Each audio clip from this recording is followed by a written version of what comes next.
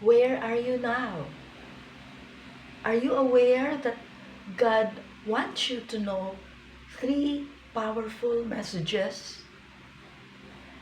These are messages that can transform your life as they did mine. And so, are you ready for this?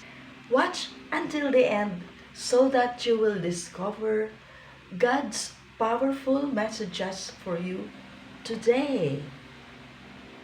First message is from Isaiah 41 verse 10, and it says, "You are never alone." God assures us,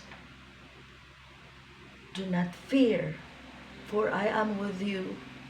Do not be dismayed, for I am your God." Remember, no matter the challenges you face today, His presence surrounds you, guiding you and supporting you every step of the way. God is always by your side. Remember this. He is always there, guiding and supporting you. Lean on your faith and community.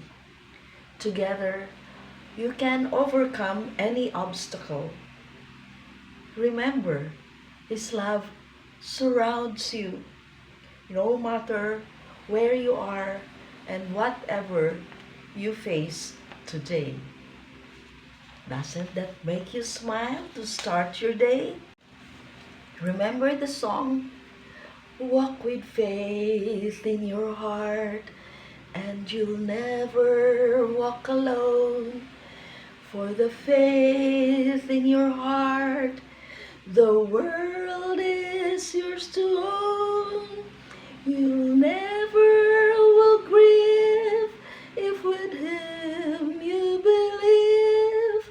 So walk with faith in your heart."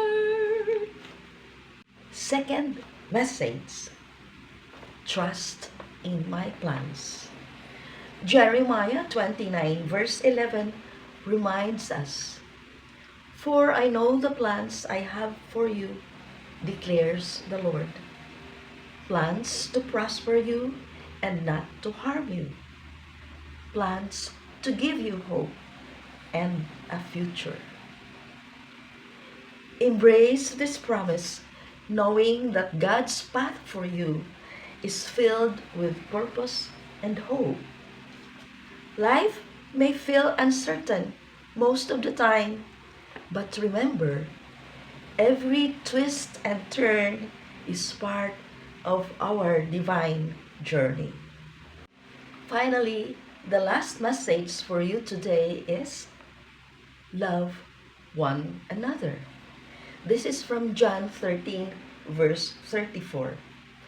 Jesus said, "A new command I give you, love one another."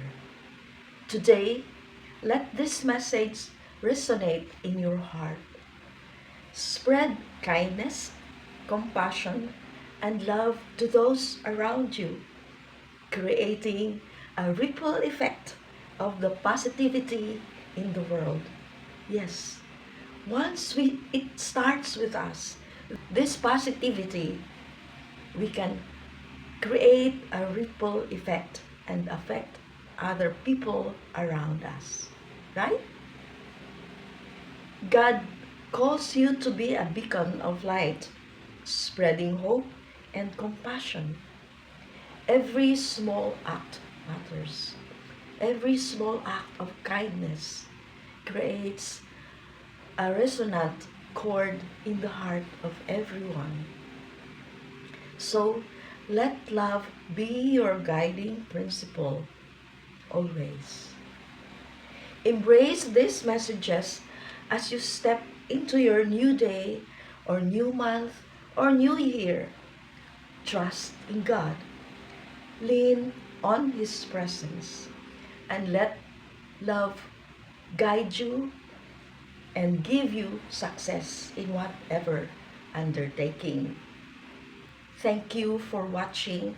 And if you enjoyed this and these messages resonated with you, then consider subscribing to our channel so that you will be informed of new videos coming up, and you will get new and surprising and inspiring messages. Okay? Remember that God loves you. I love you. God bless you. I'll see you again soon. Bye. Take care.